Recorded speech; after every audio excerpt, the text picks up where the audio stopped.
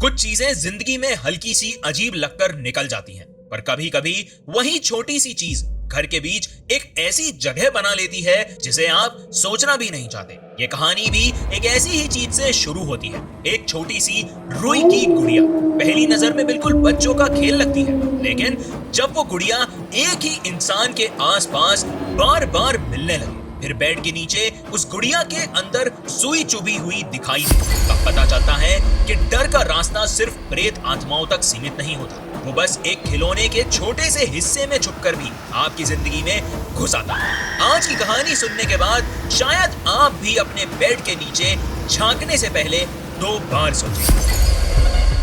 नमस्कार दोस्तों, आप सुन रहे हैं the horror show by Karnik, जहां हम आप तक वो सच्ची कहानियां लाते हैं जो आप लोग नाप तोलकर किसी को बताते नहीं, क्योंकि उन्हें लगता है कि कोई मानेगा ही नहीं। आज की कहानी भी एक ऐसी ही कहानी है। सिंपल जिंदगी, एक मिडिल क्लास घर, एक टेनेट और एक ऐसा डर जो धीरे धीरे राधिका की रोजमर्रा की सांसों में उतर गया।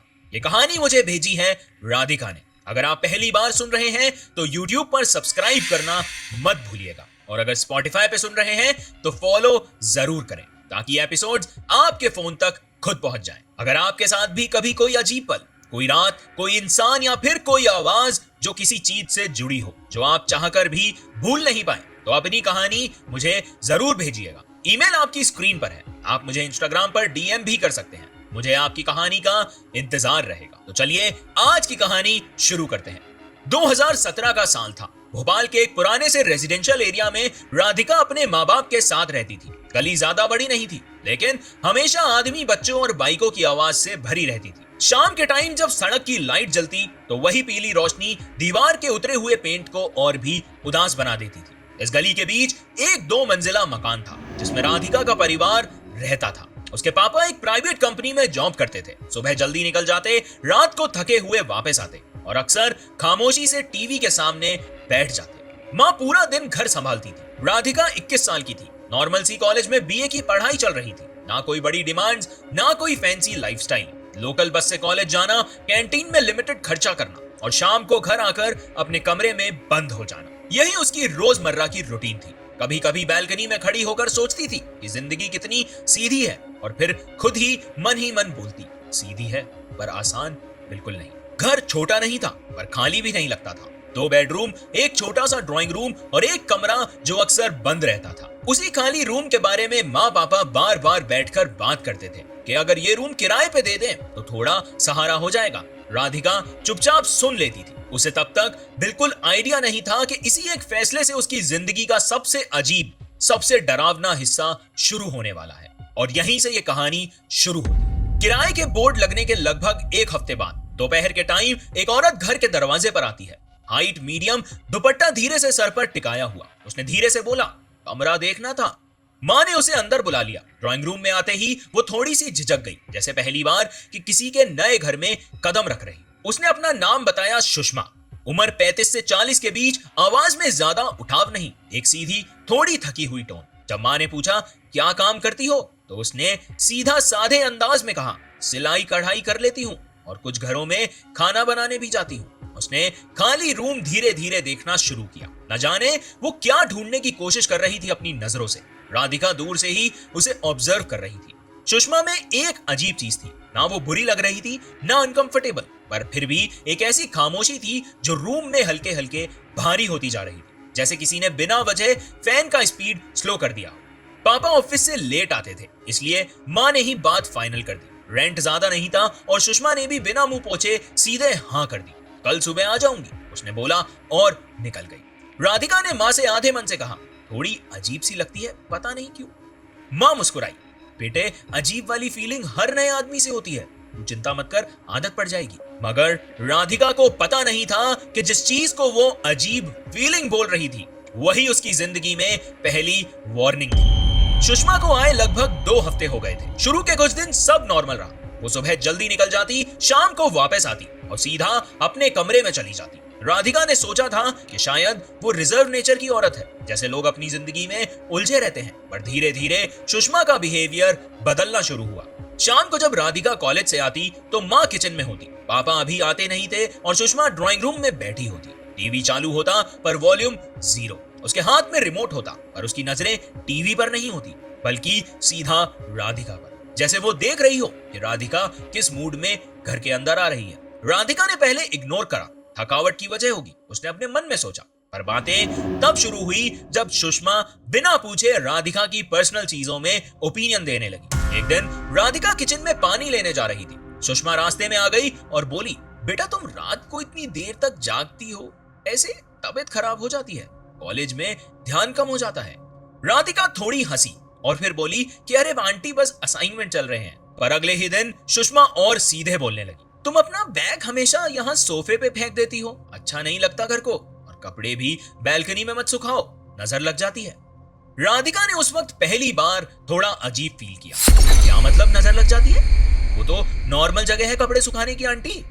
सुषमा ने बस हल्का सा मुस्कुराया, लेकिन वो मुस्कान कुछ अजीब सी थी। 2 दिन बाद राधिका अपना प्रोजेक्ट बनाते हुए टेबल पर बैठी थी जब सुषमा रूम के दरवाजे पर खड़ी हो गई। ऐसे डिजाइन का क्या फायदा, ये लाइन थोड़ी नीचे करो वरना मजा नहीं आएगा। राधिका को इस बार गुस्सा आ गया और उसने रूड वे में कहा, आंटी आप प्लीज मुझे मत बताओ कि क्या करना है, मैं हैंडल कर लूंगी और आप अपने काम से काम रखा करो। बस ये एक लाइन काफी थी। सुषमा के चेहरे पे एक पल के लिए एक अजीब सी नाराजगी आ गई, जैसे कोई छोटी सी बात ने उसके अंदर कुछ छेड़ दिया हो। उसने सीधे राधिका की आंखों में देखा, फिर अगले ही पल वो नॉर्मल हो गई, जैसे कुछ हुआ ही नहीं था। अच्छा ठीक है बेटा, माफ कर दो, उसने बिल्कुल शांत टोन में बोला और वहां से चली गई। राधिका उस वक्त कुछ समझ नहीं पाई कि उस सेकंड में क्या था, और उसी दिन बिना किसी रीजन के घर का माहौल भारी हो गया, जैसे हवा में कोई अनसुनी टेंशन रुक गई हो। और इसी पल से ये कहानी हॉरर टर्न ले ली। राधिका ने सुषमा के साथ ऑकवर्ड बात को माइंड से निकाल दिया था, लेकिन 2 दिन बाद जब राधिका ने सुबह पहले अपने रूम का दरवाजा खोला तो उसको पहली बार कुछ ऐसा दिखाई दिया जिसको उसने एक पल के लिए वहीं फ्रीज कर दिया। दरवाजे के बिल्कुल बीच एक छोटी सी रुई की गुड़िया रखी थी, बिल्कुल सफेद रुई, आंखों की जगह 2 काले बिंदु जैसे निशान थे और एक सीधी सी लकीर जैसे मुंह। वो इतनी सिंपल थी कि पहले नजर में मजाक लगती थी। राधिका ने गुड़िया को हाथ में उठाया और हल्की सी हंसी में बोल दिया, कौन रखता है ये सब? माँ आई तो बोली कि कोई बच्चा होगा, फालतू चीजें हैं, तू मत सोच। पापा ने बस एक बार देखकर इग्नोर कर दिया। सबको लगा कि ये बस छोटी सी शरारत है और राधिका ने भी सोचा कि ठीक है, इतनी कोई बड़ी बात नहीं है। उसने गुड़िया को कॉर्नर में रख दिया और अपने काम में लग गई। अगर आप कहानी में यहां तक पहुंच गए हैं तो इसका मतलब है कहानी आपको पसंद आ रही है, तो मुझे कमेंट में जरूर बताइएगा इस कहानी में आपके लिए सबसे हॉरिफाइंग मोमेंट कौन सा था। पर प्रॉब्लम यही थी कि एक छोटी सी भी चीज अगर रीजन के बिना आए तो दिमाग में रह जाती है, और वही हुआ। तीसरे दिन जब राधिका अपना बैग उठाने गई, उसके पेट में एकदम से दर्द उठ गया और बैग के बिल्कुल पास, बिल्कुल सेम जगह, वो रूठी हुई रुई की गुड़िया रखी हुई।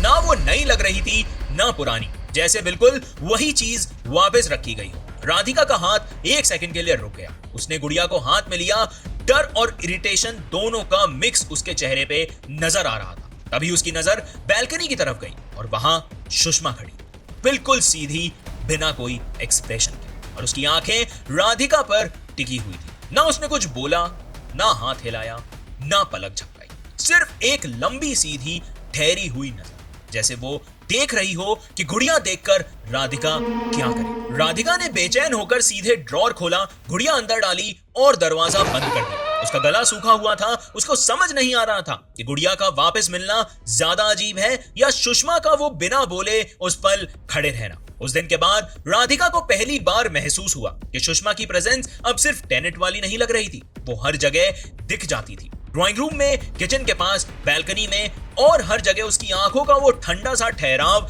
जैसे वो बिना आवाज के किसी चीज का इंतजार कर रही हो। गुड़िया का वो वापस मिलना राधिका ने किसी से शेयर नहीं किया, लेकिन उसके दिमाग में एक छुपी हुई बेचैनी बैठ चुकी थी। वो खुद को समझाती रही कि शायद ये सब ओवर थिंकिंग है, पर अगले ही दिन जो हुआ उसके बाद वो खुद को भी झूठ नहीं बोल पाई। सुबह जब वो ब्रश करने गई तो उसने टूथब्रश उठाया और देखा कि सारे ब्रिसल एकदम से सीधी लाइन में कटे हुए थे, जैसे कोई रात भर बैठकर बड़े आराम से बिना जल्दबाजी के उन्हें एक एक करके निकालता रहा। और सबसे ज्यादा डर तब लगा जब ब्रश के बिल्कुल पास वैसी ही एक रुई की गुड़िया रखी थी, वही छोटा सा सफेद चेहरा, वही 2 काले बिंदु बिल्कुल उसकी तरफ देखते हुए।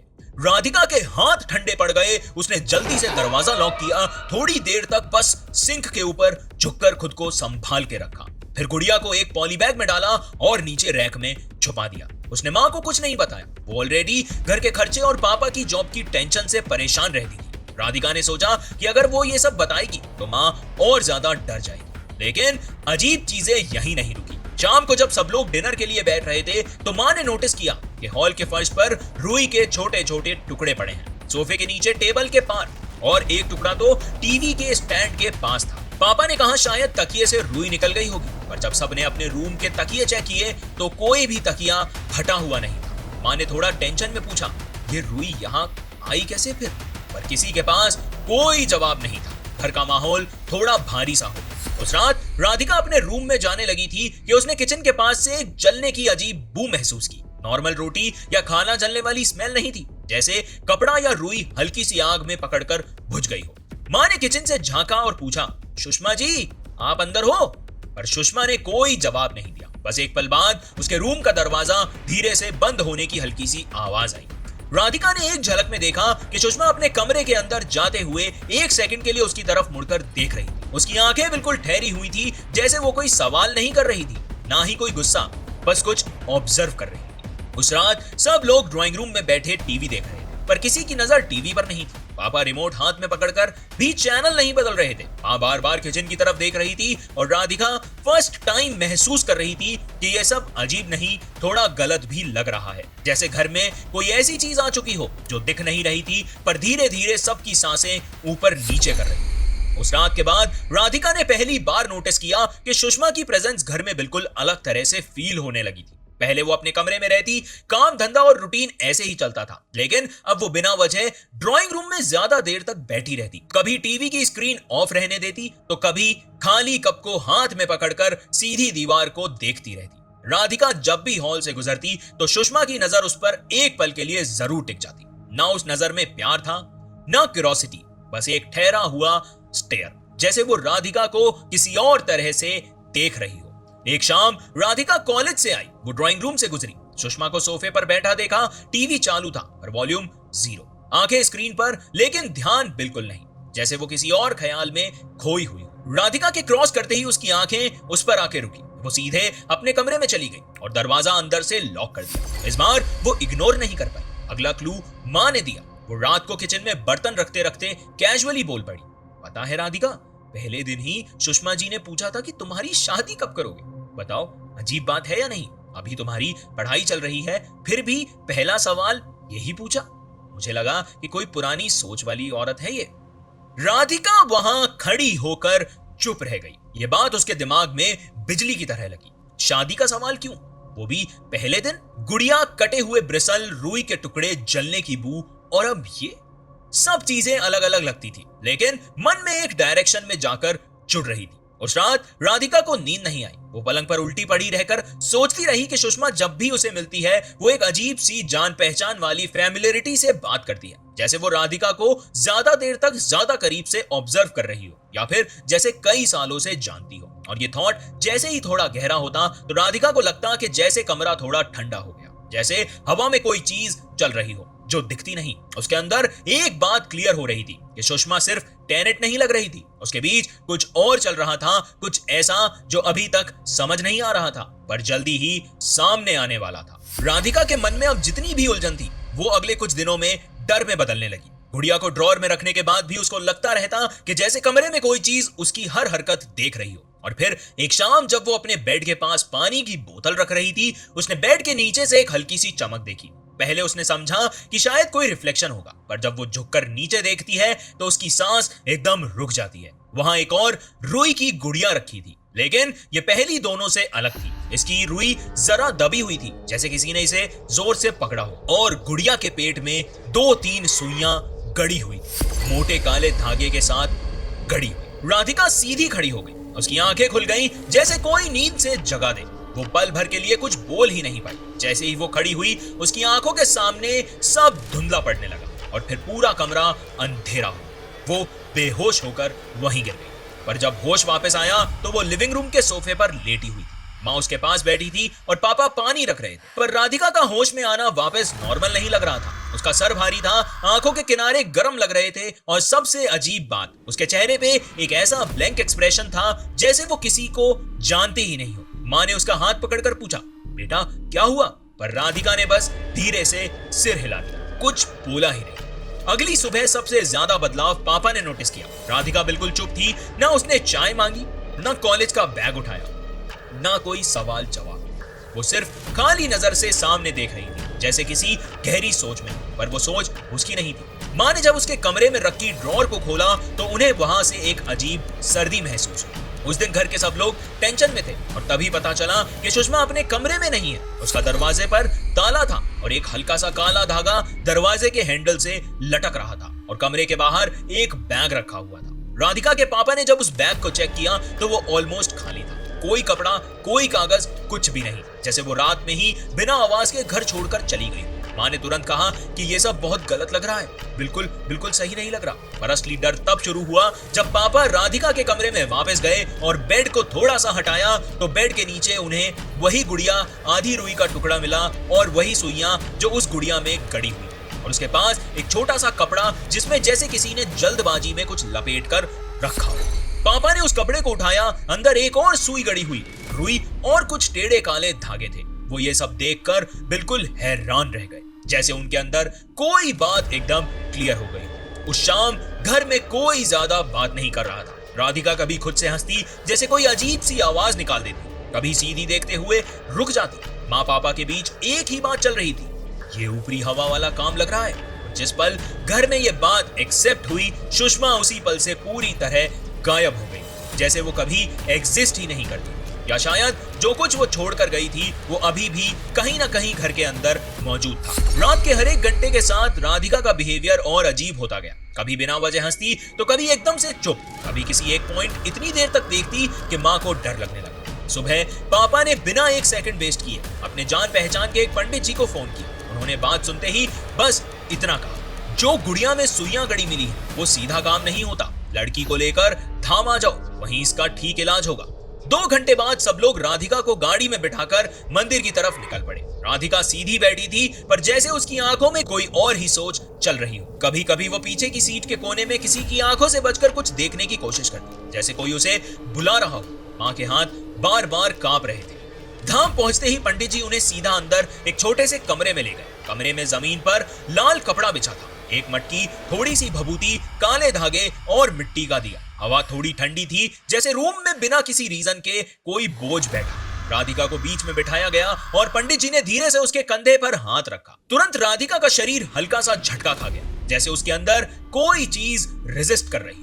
पंडित जी ने मंत्र स्टार्ट किए, आवाज धीरे धीरे भारी होने लगी, राधिका की सांसें तेज होने लगी। वो पल भर के लिए सीधी बैठी, फिर झुककर दोनों हाथ जमीन पर रखने लगी, जैसे कुछ उसे पकड़ने की कोशिश कर रहा हो। माँ ने रोकर पापा के हाथ पकड़ लिए। मंत्र बीच में ही पंडित जी ने एक मटकी उठाई और राधिका के आसपास घुमाने लगे, जैसे मटकी कोई हवा खींच रही। एक पल में राधिका का गला रुक सा गया, सांस अटकी और उसकी आंखें एकदम ऊपर को चली गई। उसने कोई आवाज नहीं निकाली, पर उसका चेहरा पीला पड़ गया। पंडित जी ने जोर से मंत्र बढ़ाया और एकदम से मटकी का मुंह कपड़े से बंद कर दिया। रूम में हवा का प्रेशर 1 सेकंड के लिए बढ़ गया था और फिर सब कुछ नॉर्मल हो। पंडित जी ने सीधा पापा से कहा, इसके अंदर जिस चीज ने जगह बना ली थी वो अब मटकी में बंद है, लेकिन अब एक हवन करना।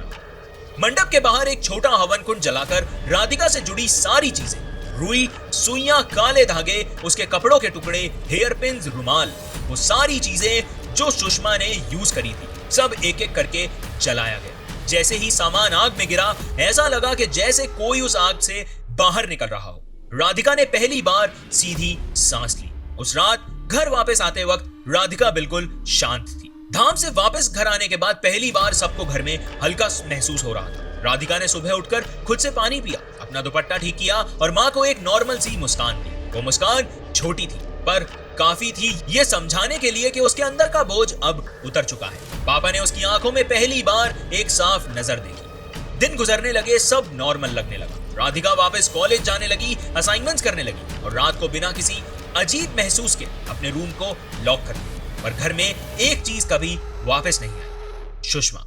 उसका कमरा खाली था, बेडशीट सीधी पड़ी थी, जैसे वो कभी वहां बैठी ही नहीं थी। किसी को नहीं पता चला कि वो रात को किस वक्त निकली, कहां गई, कैसे गई। ना उसने रेंट दिया, ना पैसे वापस किए, ना कोई नोट छोड़ा। जैसे वो सिर्फ उस एक काम के लिए आई थी, फिर हवा में गायब हो। राधिका के मन में एक बात हमेशा चुभती रही कि ये सब मेरे साथ क्यों हुआ। दिन में ठीक रहती, पर रात को जब वो अपनी लाइट बंद करती तो उसको एक सेकंड के लिए लगता कि जैसे उसे कोई देख रहा है। एक पल के लिए, बस एक पल, फिर वो नॉर्मल हो जाती। शायद दिमाग की आदत हो गई थी या डर को याद रखने की। कभी कभी बाथरूम में ब्रश करते वक्त उसका हाथ अपने आप रुक जाता, जैसे वो ब्रिसल के कटे हुए फॉर्म याद कर लेती। कभी बेड के पास झुकती तो ऑटोमेटिकली बेड के नीचे एक झलक जरूर डालती, बिना कोई वजह के। और कभी शाम के टाइम बालकनी में खड़ी होती तो उसे लगता कि जैसे उस लम्हे में कोई सामने की बिल्डिंग से उसे देख रहा हो। बस एक हल्का सा महसूस, फिर सब खत्म। उसने माँ को एक बार धीरे से कहा, मैंने उस दिन आंटी को थोड़ा ज्यादा रूड जवाब दे दिया था, शायद इसी वजह से ये सब किया। माँ ने तुरंत उसका हाथ पकड़ लिया, नहीं बेटा, जो होना होता है वो कभी हमारे कंट्रोल में नहीं होता। ये सब कुछ तेरी गलती नहीं है, जो हो गया सो हो गया। लेकिन राधिका का दिल ये बात पूरी तरह कभी मान ही नहीं पाया। उसको लगता था कि शायद उसके उल्टे जवाब ने ही सुषमा को उसके ऊपर वो काला जादू करने पर मजबूर किया। और सबसे बड़ी बात, उस खाली रूम का दरवाजा अब भी वही है, उसी जगह। कभी कभी रात को वो हवा चलती है तो वो दरवाजा हल्की सी आवाज करता है और राधिका हर बार एक सेकंड के लिए रुक जाती है, बस एक सेकंड, जैसे कहानी पूरी हो गई हो। उसका एहसास अभी भी कहीं ना कहीं घर के किसी कोने में जिंदा है। कुछ कहानियां खत्म नहीं होती, बस चुप हो जाती हैं। आप सुन रहे थे राधिका की ये कहानी, रुई की गुड़िया की ये कहानी। एक ऐसी कहानी जिसमें डर कोई जोर से चीख कर नहीं आया था, बल्कि धीरे धीरे घर की दीवारों में घुलकर राधिका की सांसों के बीच बैठ गया था। राधिका ने जो झेला वो सिर्फ उस तक सीमित नहीं था, बल्कि उन सब लोगों के लिए एक यादगार निशान था जो कभी सोचते भी नहीं थे कि एक छोटी सी गुड़िया उनकी जिंदगी का रुख बदल सकती है। अगर आपके पास भी कोई कहानी है जो आपने खुद महसूस की है, कोई रात, कोई चीज, कोई इंसिडेंट, कोई ऐसा पल जो आज तक आप भूल नहीं पाए हो, तो उसे मेरे साथ जरूर शेयर करें। आपकी रियल स्टोरीज ही इस शो को जिंदा रखती हैं। ईमेल आपकी स्क्रीन पर है, आप मुझे लिखकर भेज सकते हैं या फिर इंस्टाग्राम पर डीएम कर सकते हैं, लिंक डिस्क्रिप्शन में है। अगर आपको यह कहानी पसंद आई तो यूट्यूब पर the horror show by Karnik को सब्सक्राइब करें ताकि अगली कहानी का डर आप तक सीधा पहुंच सके। और अगर आप ये कहानी स्पॉटिफाई पे सुन रहे हैं तो शो को फॉलो करना मत भूलिएगा। आज की रात के लिए बस इतना ही, फिर मिलेंगे अगले हफ्ते एक नई कहानी, नए खौफ के साथ। धन्यवाद। आप सुन रहे थे the horror show by Karnik.